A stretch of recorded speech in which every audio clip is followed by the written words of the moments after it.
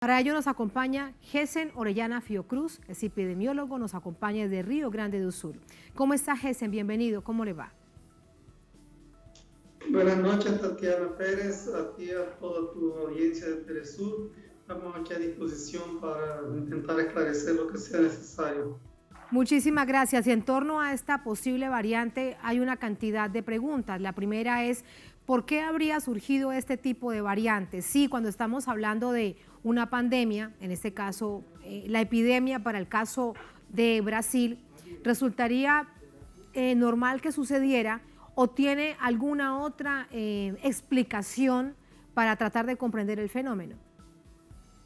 Bueno, todavía no está confirmado que se trata de una nueva variante. Tenemos alguna sospecha importante de que sea una característica filogenética o muy parecida con la variante de Sudáfrica o realmente una variante que apareció probablemente hija, digamos así, de esta variante P1. Y estas mutaciones que aparecen en los virus, ellas son esperadas, pero tenemos que recordar lo siguiente: esas mutaciones son facilitadas siempre que tenemos la transmisión comunitaria descontrolada, como es el caso de Brasil en este momento. O sea, si tenemos una gran circulación viral en diferentes partes de Brasil, de norte a sur, del este a oeste, como está en este momento, las probabilidades que estas mutaciones nuevas aparezcan son mayores, y por eso estamos muy preocupados con esta información y esperando más estudios, más evaluaciones que sean hechas en otras regiones, en otras zonas de Brasil, para que finalmente se pueda llegar a una conclusión. En este momento no tenemos ninguna confirmación. Lo único que sabemos concretamente en relación a las variantes es que la variante P1 está ayudando a configurar uno de los peores escenarios ya descritos en la historia de la salud pública brasileña. Estamos con un promedio de 3.000 muertos diarios en los últimos 7 días y tenemos solamente en marzo aproximadamente 70.000 muertos por COVID-19. O sea, una situación muy complicada, y que la identificación de una nueva variante que comparta de las mismas características evolutivas, digamos, que tienen las variantes de Sudáfrica, la P1 y hasta la variante de Reino Unido, va a ser un complicador que no estábamos esperando. Relacionaría con la de Sudáfrica. Recordábamos que esta paciente a quien se le encuentra esta variante y es materia de estudio, no ha tenido contacto con nadie que llegase de Sudáfrica y tampoco viajó al exterior.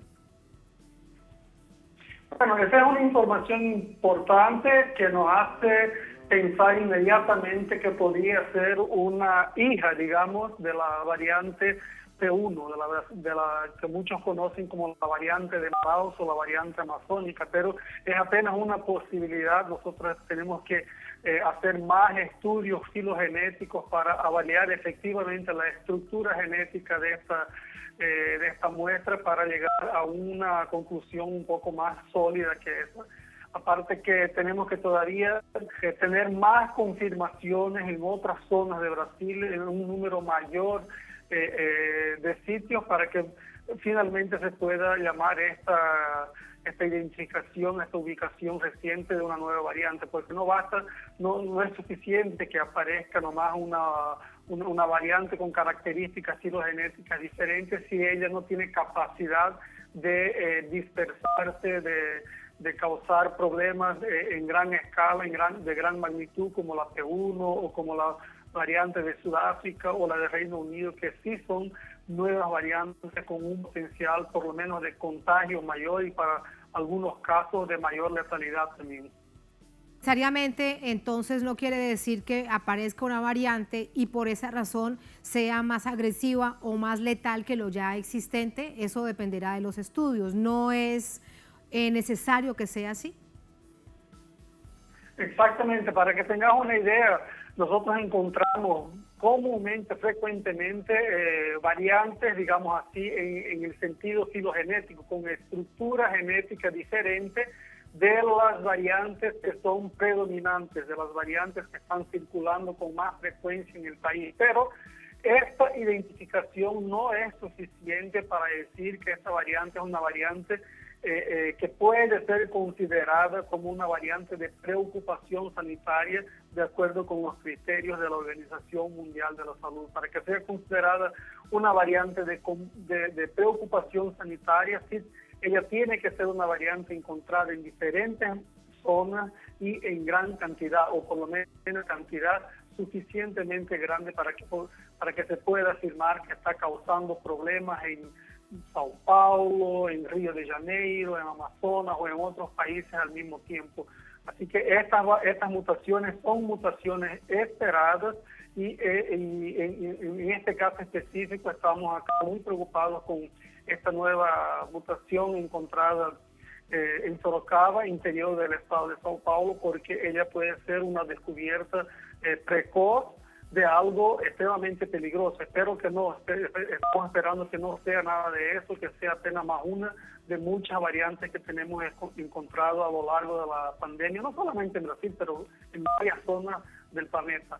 Sí, Gesen, en Sao Paulo, a través del Instituto Científico de Butantan, por ejemplo, dicen las autoridades locales, se están realizando las investigaciones, todos los exámenes de laboratorio pertinentes. Pero ¿qué pasa en el resto del país para que se entienda que es una variante típica o que tiene diferencias con otros estados? Bueno, ese es el gran problema actualmente de Brasil, y ha sido el problema de Brasil durante todo el año de 2020. Tenemos una estructura de vigilancia genómica o vigilancia laboratorial para pruebas de COVID-19 muy deficiente, y eso nos perjudica tener una evaluación mejor, una evaluación más completa de este perfil, digamos, genómico de las variantes de preocupación sanitaria que tenemos en diferentes zonas de Brasil. O sea, como tenemos baja capacidad de identificar esas variantes en un país tan grande como Brasil, de proporciones continentales, en la realidad no podemos decir ni que sí ni que no, porque en la realidad esta variante, en teoría, puede ser una variante que ya está circulando en otros sitios, en otras zonas de Brasil, y recién la estamos descubriendo en Sorocaba, São Paulo, en este momento. Te quiero recordar a ti, a tu audiencia, que esta variante P1, que tantos problemas causó en Brasil y ocasionó incluso que Brasil se quedara literalmente aislado en Sudamérica, porque Bolivia, Perú, Uruguay, Argentina, todos cerraron fronteras, cancelaron vuelos, etcétera. Fue una variante descubierta por el Ministerio de la Salud de Japón en la segunda semana de enero de 2021, o sea, por lo menos 40 días después que inició su circulación efectiva en la provincia, en el estado de Amazonas, específicamente en la ciudad de Manaus. O sea, es más una prueba de cómo estamos mal en la identificación precoz, temprana, de estas nuevas variantes. ¿Qué riesgos implica en la medida en que se extienda aún la incertidumbre con respecto a esta y otras variantes de la COVID-19, Gesen, cuando tenemos tal nivel de crisis sanitaria y de contagios en el país? Es algo muy preocupante, es como si estuviéramos parcialmente ciegos en la epidemia, como si el responsable por el control de la epidemia en Brasil estuviera con un 90% de su vista perjudicada. Así estamos infelizmente en la pandemia, y no es por acaso que nos aproximamos a pasos largos de los 400.000 muertos en Brasil. Para que tengas una idea, de todos los muertos de Brasil a lo largo de la pandemia, aproximadamente 40% ocurrieron en menos de 90 días en Brasil. O sea, un número que muestra de forma innegable el descontrol de la epidemia y las fallas gravísimas cometidas por el presidente de extrema derecha, Jair Bolsonaro. Niega medidas restrictivas, que niega la efectividad del uso de máscara y que hace campaña contraria a la vacunación en el pueblo brasileño. O sea, él actúa como si más bien fuera un enemigo del pueblo brasileño y no su líder máximo que debería proteger a la nación. Gesen, y ante toda esta situación y la insistencia del presidente de priorizar la economía, el sistema comercial, financiero, por la salud, por la vida. ¿Cuál es la recomendación para la ciudadanía, para la gente?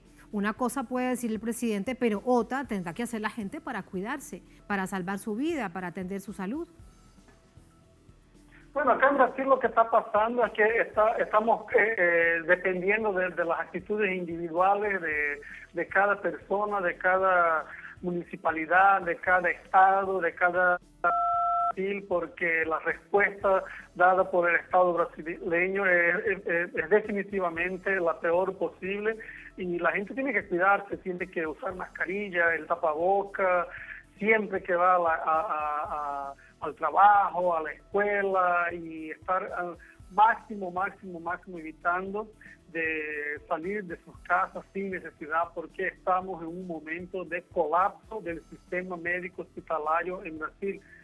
Tenemos muchas zonas, principalmente las grandes metrópolis de Brasil, que están con sus hospitales en colapso, que no tienen más condiciones de recibir pacientes con enfermedad grave y que es posible que en los próximos días nos acabe suministros esenciales para mantener la vida de estos pacientes que se encuentran internados graves, como fue en Manaus, faltando oxígeno, faltando medicinas para anestesiar a los pacientes y tantos otros suministros hospitalarios que son esenciales para mantener la vida en los hospitales. Así que tenemos que cuidarnos nosotros mismos porque a depender de la respuesta sanitaria del gobierno estaremos cada vez peor y continuando como una fábrica de mutaciones y de nuevas variantes amenazadoras que no son más solamente un problema de Brasil, y sí, ahora Brasil se hizo un problema en definitivo para la humanidad. Muchísimas gracias, Gessen, por todas estas explicaciones, por ayudarnos a entender lo peligroso de el momento que se está viviendo sobre la crisis sanitaria en el país y que afecta sin duda a todo el continente. Muchas gracias, muy buenas noches. Gracias, Tatiana Pérez, buenas noches. Muy buenas noches.